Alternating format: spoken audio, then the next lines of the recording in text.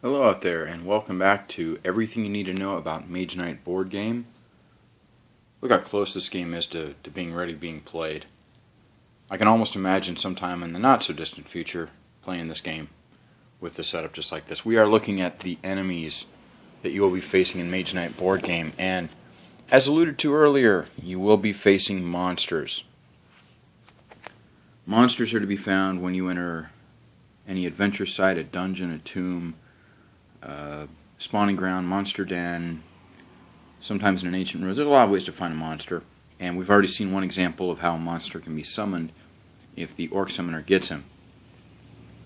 Right off the bat, here's the guy you don't want to mess with, at least early on. The Minotaur. There's 2 Minotaurs in this set, and it has an armor of 5, and it has a brutal attack of 5, which means if it goes unblocked, it does 10 damage, and as I said in the last video, that'll be enough to knock you out. It's worth 4 fame if you defeat it, however. 2 Minotaurs. Next we have Gargoyle. Gargoyle has an armor of 4 and physical resistance. So you need a fire or ice attack of 4, or else you need 8 points of physical attack, or some type of a combination thereof. By that I mean you could do like 4 points physical attack, 2 points fire attack, or 3 points, just match it up. Remember, each 2 points of physical attack only count as 1, and each point of fire attack or ice attack or cold fire attack counts as 1. It has an attack of 5, which has to be blocked, and it's worth 4 fame points. There's another Gargoyle. Next we have Medusa. Medusa, as you would imagine, has a paralyzing attack of 6. Again, what that means is that if the damage goes to your units, that unit is immediately destroyed. If that unit or that wound goes to your hand, when it does damage, you have to discard all of your non-wound cards. It also has an armor of 4 and is worth 5 fame. And there's 2 Medusas. Next we have Cryptworm. Cryptworm has an armor of 6 and it is fortified, which means in the first phase of combat you cannot use range attack. You can, however, use siege attack unless it's in a fortified site, in which case it is fortified twice, because it's inside a fortified site and it has this fortified symbol, so you wouldn't be able to use either range or siege attack. It has an attack of 6, which you have to block. If not, you assign damage, and then you have to generate 6 points of attack, which in that phase could be range attack, siege attack, any kind whatsoever. And there's a second Cryptworm. And finally we have the Werewolf. Werewolf is very speedy, very fast.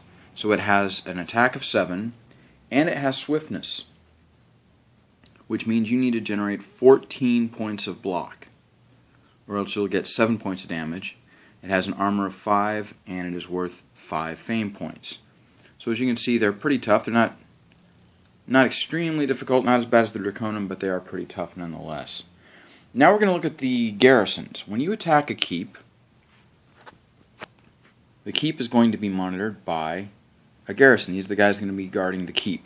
And they're also the same units that you can recruit, as we said earlier, as regular units. So these guys should look pretty familiar. Remember, they are Utum, which means they're kind of the weaker of the 3. So they're not as bad as Amatep, they're not as bad as Altum. First you have the Utum crossbowmen. They have an attack of 4 with swiftness. They have an armor of 4. They're worth 3 fame.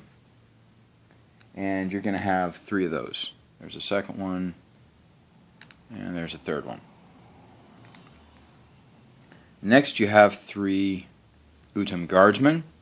Now these guys are going to be inside of a keep, which means they're going to be fortified. All these guys will be fortified when you assault the keep. The Utum guardsmen have the fortified symbol on them, which means when you attack them inside a keep, they're fortified twice. So they have an armor of 7. You're not going to be able to attack them with either ranged attack or siege attack in the first phase. You go directly to blocking their attack, which is only 3, so you could play 3 cards sideways and that would be enough. And then in the fourth phase of combat you can use any type of attack you wish. You just need 7 points and you can knock them out. But in the first phase, you skip the first phase, because they're fortified and they have the fortified symbol. Those are the guardsmen. There's another one. And another guardsman right there. Next we have the Udam Swordsmen. The Swordsmen have an armor of 5. They have an attack of 6, and they're worth 4 fame points. And there's 2 of them. Again, you hit them for range and siege attack of 5 at the beginning, or else you have to block 6. If you can't block 6, you deal 6 points of damage to your unit or to your unit or your hero, and then you can get them for 5 points, and you get 4 points fame. Finally, we have the Golems. The Golems have an armor of 5, and they have physical resistance, which means they're very tough to get in range and siege attack, which means you have to block 2. Yeah, they only have an attack of 2. So they don't have much of an attack, but they have a very, very strong armor. You'll be spending most of your cards and playing most of your cards attacking them, because every 2 points of attack only counts once, and you need 5 points of attack. So you're going to want to use ice and fire attacks against these guys. But blocking is really, really easy, because they only hit you for 2 points of damage. And they're worth 4 fame. That's who you'll be facing if you attack Keep. Now these guys are the Mage Tower Garrison. You're going to face these guys when you attack a Mage Tower.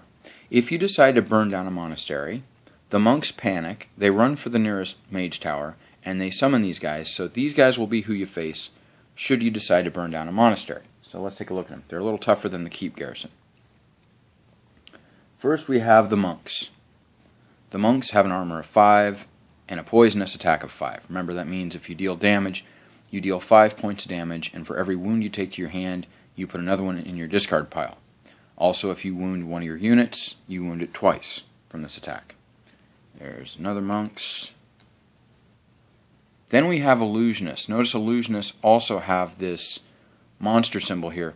If you can't hit them for 3 points of range and siege attack in the beginning, and notice they have physical resistance, you'd need 6, or else you'd need some elemental range and siege attacks like ice or fire or whatever. But if you don't have that, you have to block their attack. Well, their attack is that they summon a monster. And we explained this before with the Orc Summoner. The illusionist will summon a monster. You have to block that monster. If you can't, you have to deal damage from the monster. Then you discard it, and then you try to hit these guys and get past their armor of 3. Again, remember, they have physical resistance. 2 illusionists. Next, we have ice mages. Ice mages have an armor of 6 with ice resistance, and they have an ice attack of 5, which means you would need to have 5 points of fire block, or 10 points of any other kind of block, or a combination thereof. There's more ice mages. And here's the ice golems. The ice golems have an armor of 4. They have both ice resistance and physical resistance. They have a paralyzing ice attack of 2, which means you either need to come up with 2 fire block, or 4 of any other kind of block, or else you will discard all the cards from your hand. And if you assign this damage to your unit, you're going to destroy that unit. Only one of those, thank goodness. Next we have fire mages. Fire mages have an armor of 5 and fire resistance. They also have a fire attack of 6, and they're worth 5 fame. There's another fire mage right there. Same thing. Finally, we have fire golems. Fire golems have an armor of 4, ice resistance, physical resistance. They have a brutal fire attack of 3. So either you have 3 ice block, or 6 of any other kind of block, or else you're going to take 6 points of damage. If you defeat them, however, they're worth 5 points, and there's only one of those. Now you're probably not going to face any of these guys, the city garrison. It's good to have them out at the beginning of the game, up in that upper row, just for effect, but unless you explore in ancient ruins, you're not going to deal with these guys. But we'll go ahead and look at them anyway, because you will deal with them eventually when you do city assaults. In a city, we have Amatep freezers, which have an armor of 7 and fire resistance. They have a paralyzing ice attack of 3 with swiftness. If you defeat them, they're worth 7 points. There's another freezer. Paralyzing ice attack of 3 with swiftness. There's another freezer. There's 3 of those. Then we have gunners. Gunners have an armor of 6. They have ice resistance. They have a brutal fire attack of 6. and they're worth 7 fame points. And there's 3 of those.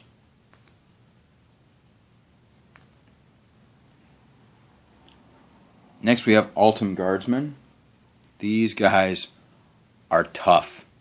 They're tough. You're probably going to face these guys when you do a city assault, and notice that they're fortified, which means they'd be fortified twice. If you assault the city, you're not hitting any of these white guys, the white tokens, for range attack. So they're fortified twice. You don't hit them for siege attack either. Armor is 7. Fire resistance, ice resistance, physical resistance. That means you're guaranteed to need 14 points of attack against these guys. You may have a spell or an effect which allows you to lower this armor based on the number of their resistances.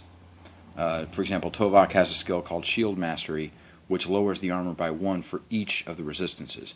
But you're going to need 14 points of attack, whatever kind it is. Their attack is 5, and they're worth 8 fame. And there's 2 of those. And then finally you have the Altum Mages. They have an armor of 8 with physical resistance. They have a brutal, poisonous, cold fire attack of 4. That means you either come up with a cold fire block of 4, or any other form of block you need 8 points. If you aren't successful blocking it, you will take 8 points of damage, and for every wound that goes to your hand, another one goes to your discard pile. For every wound that goes to your unit, you give them a second one for 8 points damage. And there's 2 of those. So these guys are pretty tough. That's what you have to look forward to when you're ready for city assaults. We are almost done with all the enemy tokens. The only thing we have left to do is look at the ruins. What happens is these ruins will go face up during the day. They will be face down at night. You won't know what they are until you go on there and explore. You'll either be going into combat, or you'll be sacrificing mana to the gods, and you'll get fame for that. This first one, what happens here? If you explore this ruins, you fight a monster and a Draconum, and you get 2 artifacts. Your reward would be that you'd go to the artifact deck, you draw 3 artifacts, choose one to put back, and then you get the other 2.